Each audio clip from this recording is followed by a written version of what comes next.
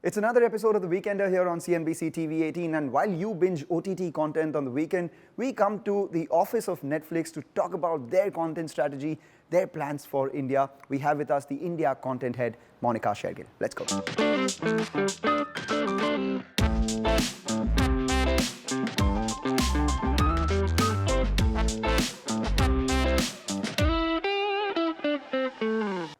Hey Monika, how are you? Oh, hi. Did I catch you at a busy moment? No, not at all. I was waiting for you. How does one get a job where one gets to watch a lot of content and get paid for that? Actually, we get to read a lot, and the journey of creation of something before it comes to the audience, I think that's the journey that we really enjoy. It's a long 2.5 year journey for every title that you see. So watch comes at the very end. Post-pandemic, when people are going back to theaters, etc., there's been a definition of the kind of content that there is, whether it's movies or series, etc. This is OTT content and this is the large screen content. I mean, is there a definition of content that way? What's the new normal post-COVID? I would say that, great stories well told will work in any format and any medium. I think this is more perhaps a consideration for creators who create content for a specific medium. We have to be home for the best stories, the widest set of choice for our audience, and allow the flexibility to watch on any device. How many subscribers would Netflix in India roughly have? About 5.5 million?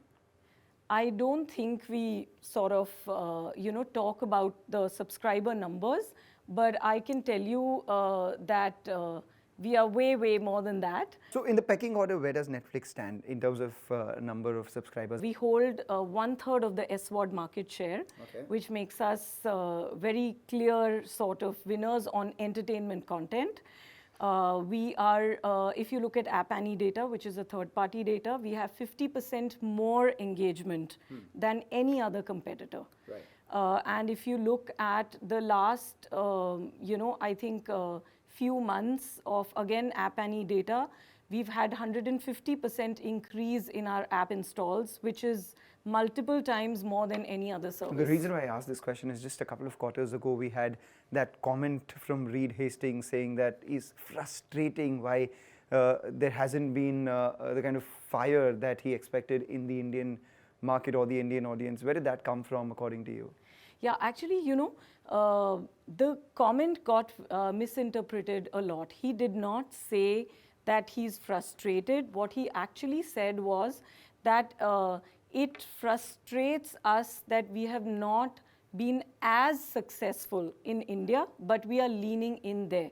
What he was trying to talk to was the complexity of the Indian market. Where you see the opportunity size because of the population size, but you also have to realize that India is a very complex market. There are many free options available as we speak. There are 50+ OTT platforms. Right. You yourself said many of them are free. There is so much premium content available in front of the paywall. So for Netflix to actually be a service that is catering to such a large set of audience and growing at the momentum at which we are growing. India is also a value-sensitive, price-sensitive sort of market. Yes. Netflix would be 2x its, at least 2x its nearest competitor. Is that one of the reasons why maybe it is slower than what the original anticipation was in terms of subscribers when you compare it to the population that we have?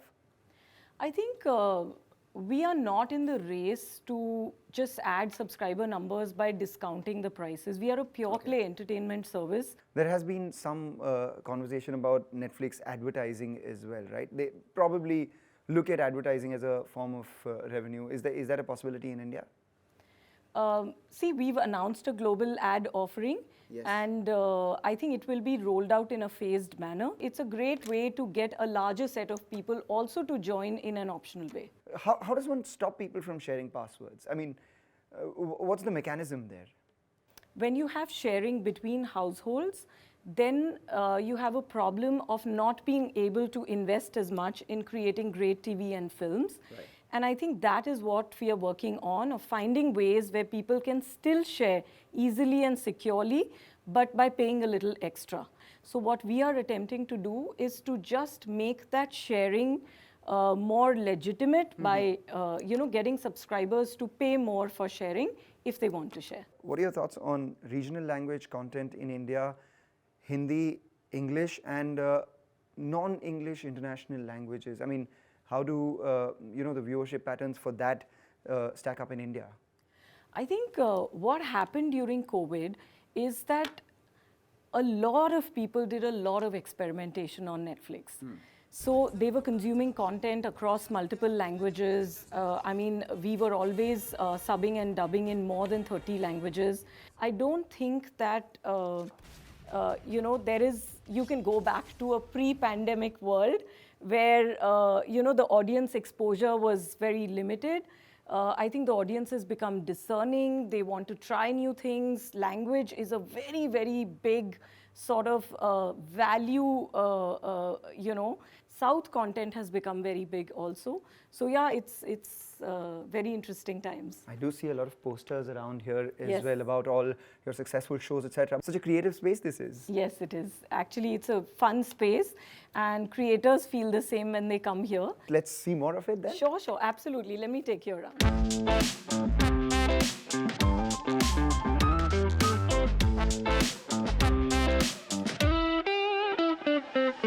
Are subscribers coming in India? I mean, what's the pace of addition been for you guys? We reconfigured our prices last December. We had a massive content slate coming out at that time, which was talking to a very broad audience. So we have been growing month on month.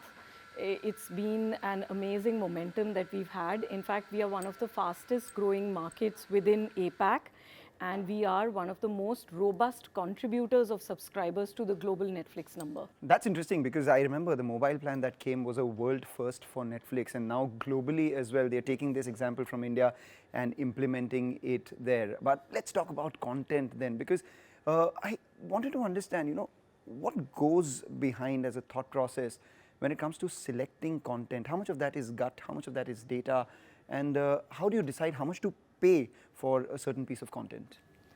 Lots of questions, very interesting ones together. So, I'm actually going to lean on something that Ted says very well. I don't have a better line, so I'm going to use his line.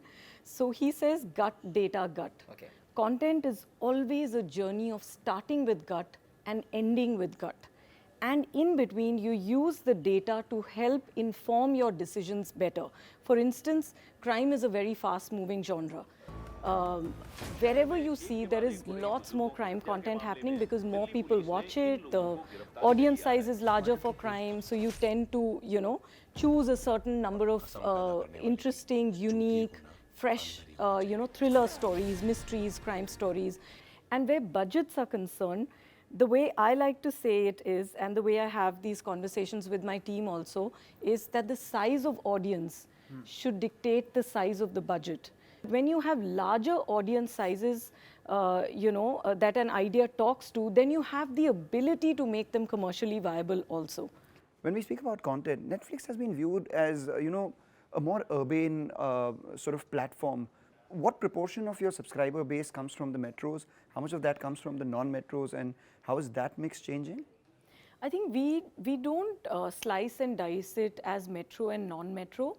We look at it content first. Okay. So if you're seeing a film like Suryavanshi on the service, you're seeing RRR on the service, Gangubai on the service, Darlings, you can tell, and like, we all know India is a major film viewing country.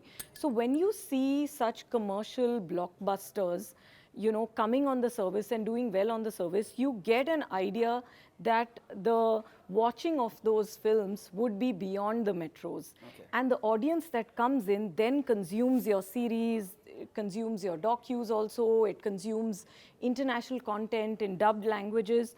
So, for us, it's really important to program for the broadest set of audience, and that's how we look at it. Any regrets on content that you may have passed upon and that was successful on a competitive platform? I don't think there's any point in regretting. I think every project has its destiny. I think we are very happy with our choices. We are really looking forward to our slate in 2023. We've announced, in fact, a lot of the slate. I hope you like the trailers.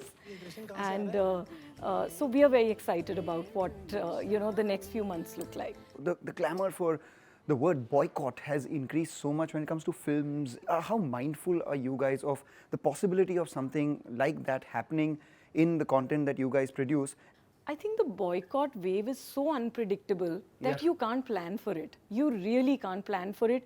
If we start programming content thinking like that, I don't think we'll be able to tell stories. So we don't, at all look at those kind of things. Amazon, Hotstar, Voot, and Sony Live. You're missing Z. Okay, Z5 and add MX Player as well if you want to. What are the shows of these that you like? I may not be able to rattle off for all the services, but I've loved Family Man on Amazon. I'm partial to Asur on Voot because we created that before. You were at Viacom before. Yes. And then on Disney, I have liked, of course, we've all watched Coffee with Karan. I can't remember for all actually, but your team is new, despite Netflix being in India for 6 years. What is it that you've learnt as a company in the last 6 years in India? What in the last 3 years has changed for Netflix? What stays the same? Wow, big question. I think what we've learnt is to cater to many different tastes in the country. As an audience, India has to have some of the most nuanced tastes from most other countries or regions across the world. We love our entertainment with a lot of convenience on the go. So I think having those mobile plans, etc., have really worked for us. And also, I think the fact that we love our films is something which no one can take away from us. Global viewing of Indian films has increased, global, and I mean global viewing, not just Indian viewing, by 50% from last year to this year.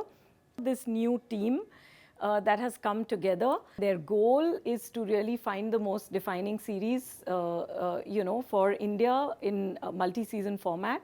We are going to keep working so that we really become the service of choice for the country. Wonderful. Thank you so much, Monika. This Thank was a you, pleasure. Mangalam.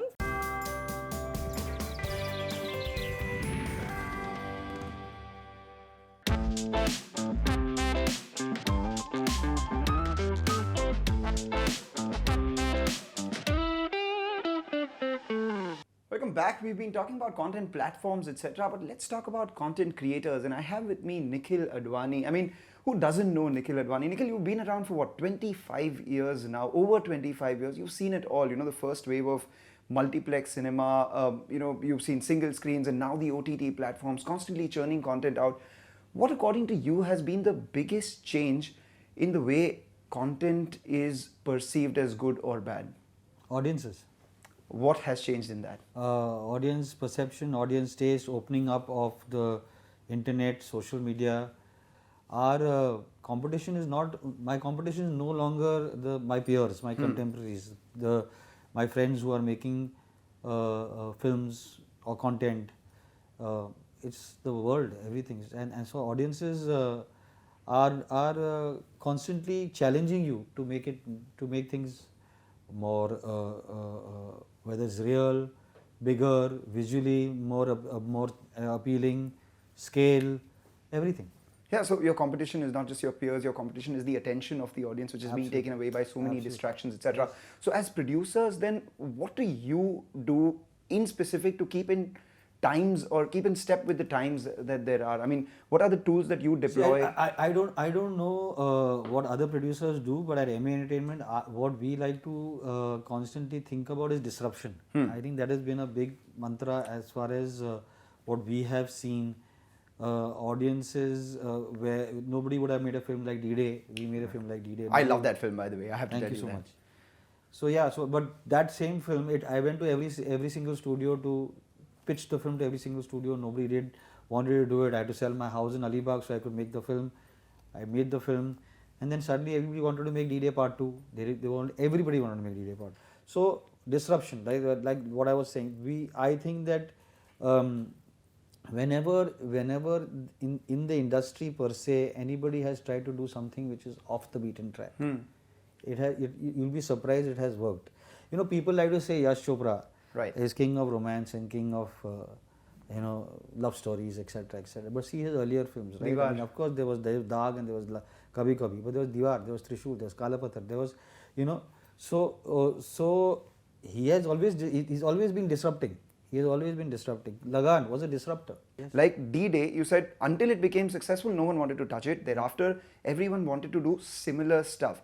Was that the trap that you, so to say, fell into immediately after the success of Kal Ho Na Ho, and then it took you a while to find your own before D-Day? So I think that, yes, I think that I fell into the trap of wanting to better Kal Ho Na Ho, wanting to prove to everybody that I could make films without Karan Johar. So there was an arrogance, there was a dishonesty, there was not a real, how do I put it, the film was not as important as what I wanted to tell the world, right? And that actually is not how you should be making films. You should just be telling stories. And so therefore you had Salam Ishq, which did not need 6 love stories. It could have been done with 4 love stories. It would have been a better film. You had Chandni Chowk to China, because I wanted, after the flop of Salam Ishq, I wanted to basically prove that I'm still relevant. Right. That also, so that's not the reason why you should be making films, right? Eventually, what happened is that nobody wanted to work with me. I said, listen, it set me free somewhat, and that's the reason I made a D-Day, because that's actually what I've always wanted to do. Do different OTT apps have ideas as to this is the content that they want to push, or if it's just good content, they will take it irrespective of the channel, the OTT that you're talking about? Of course they do, and I think they also look at, from a brand perspective, they look at their slate as in, okay, we've got 4 shows which are slice of life, comedies, edgy, 2 of just women, 10 crime thrillers, and really, really dark, edgy kind of stuff. So yeah, they look at this, and then they have their marquees, right?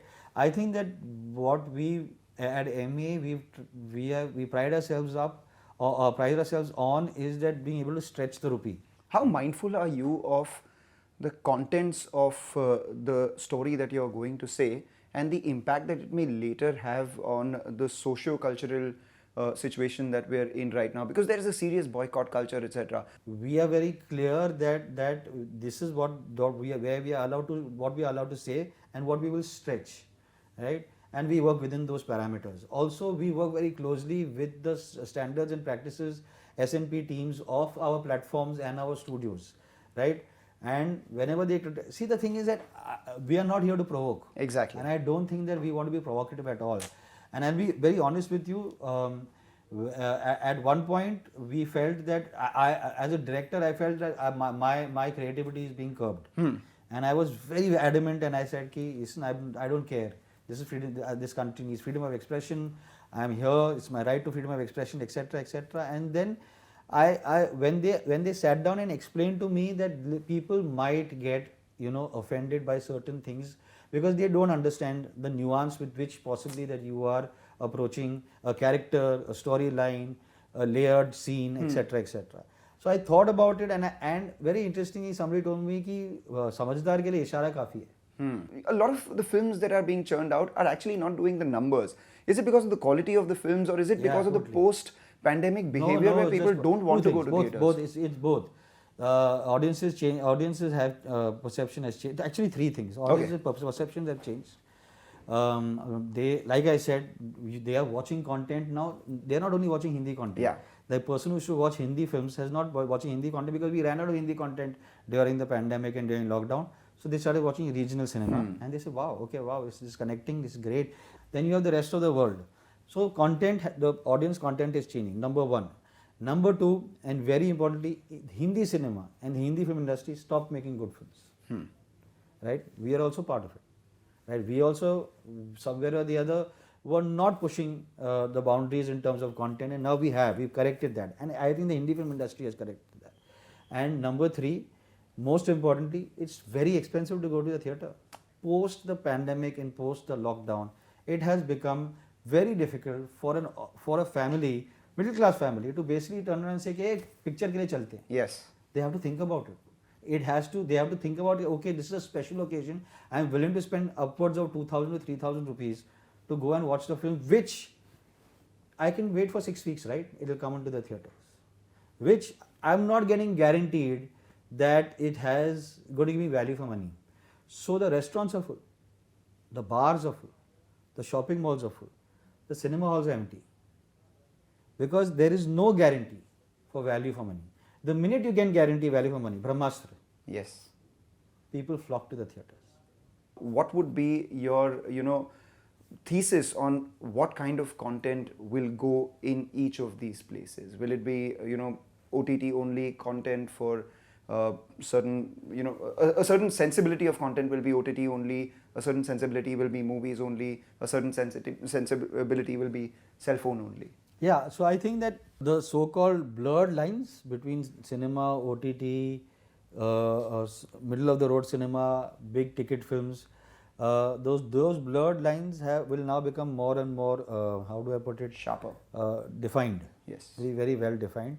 I think that the youth will always want to, run to the cinemas, bunk college, go and watch their favorite stars, heroes, the younger Lord Varun and Ranveer and Siddharth Malhotra and I think that the older cinema goers, the ones who can afford to have a bouquet of streaming on their smart televisions. I mean, they don't care, right? Whether it is Amazon, they are on auto pay.